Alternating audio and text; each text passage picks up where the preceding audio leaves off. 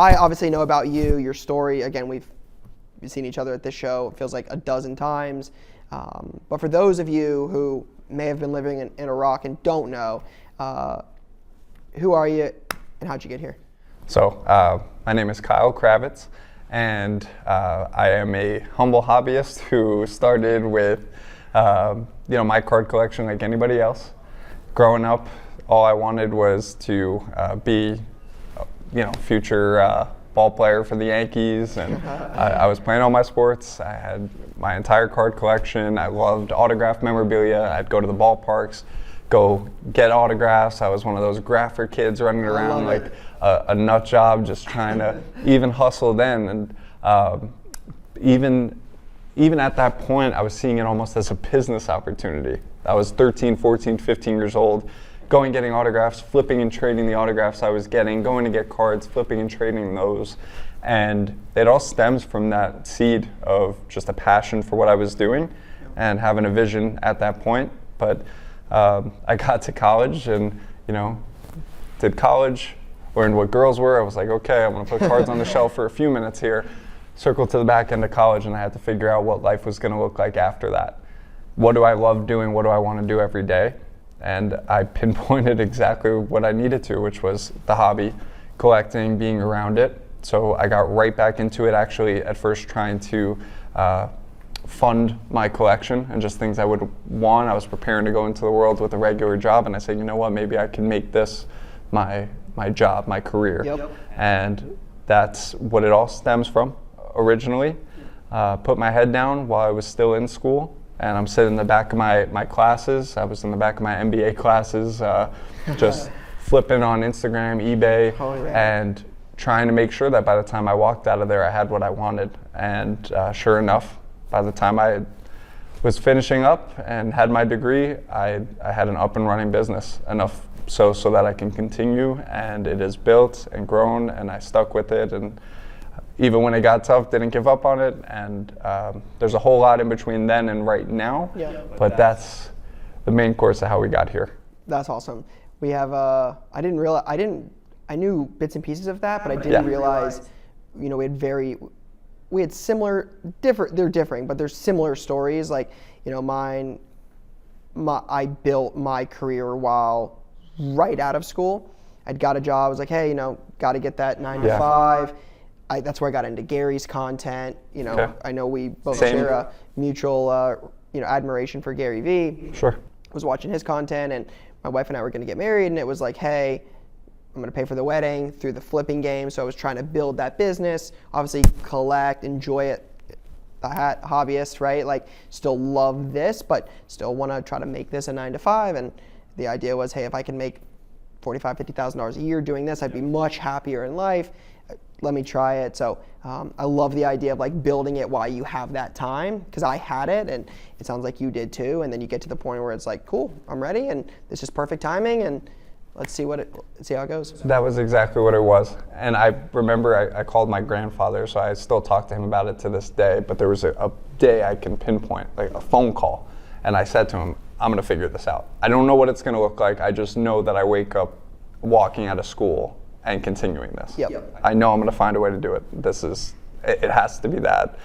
I didn't even know what I'd want to do in a 9 to 5. The thought of working in that frame and doing something that made me unhappy, I couldn't live with that. Yeah. And so I really made some sacrifices, missed out on some nights out with the boys that not everybody understood at the time, but they all get it now, and it's just one of those things. You got to do what you have to do. And it was the same mindset. At first, all the cards I wanted just to enjoy, I just wanted to be able to afford. Yeah. So I was prepared to go into the world. My MBA was in nonprofit management. So really my whole focus was all my internships, all my part-time work in college as a student was preparing me so I could go make an impact on the world and do something good. That was what I had everything centered around. So how do you end up here? How do you pivot to that? Well, I started realizing I was really good on the for-profit side, and that potentially in the grand scheme of things, my for-profit work might be the best way I can help the nonprofit work, is by going out and making something happen. So somewhere in that little time frame there, I took the seed money that I had, which I think I had from part-time work, it was right around 10 grand. that I saved up, and I dug every single, no exaggeration, every single penny of it into cards and started rolling that snowball down the hill. And that's kind of where it all stemmed from. When did your journey, like, I don't know what year you graduated. When did you graduate?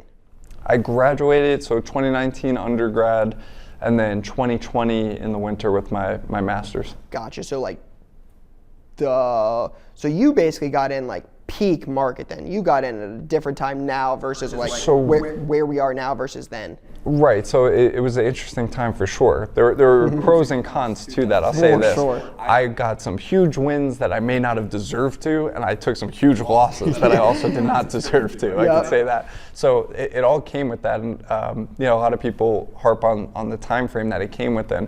I genuinely believe that what we saw in the people that are still in it to this point, there's enough time that's elapsed where you can kind of see who was reliant on just hitting that lottery ticket almost, Yep. or just getting it at the right time, and who actually understood how to conduct the business Build a and business. what would appreciate and what wouldn't, and how to facilitate things. So I think that's been an interesting thing to look back on is when.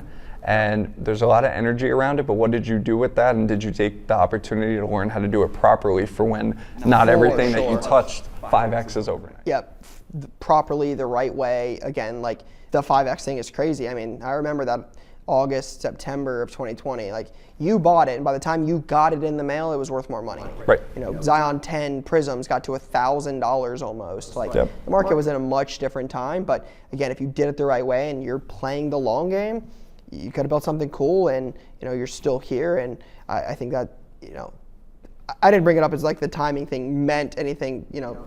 No, absolutely. Starting in there, I was just more curious on like how long, because it sounds like at this point it's been, what, 5 years? Almost 5 years? 5 years of you know, approaching it as a business, coming up on, you know, 5 years where I really dug into it at that level. Because I went into that phone call that I made to my grandfather where I said, hey, like I'm going to do this. That was going into my MBA program. Okay.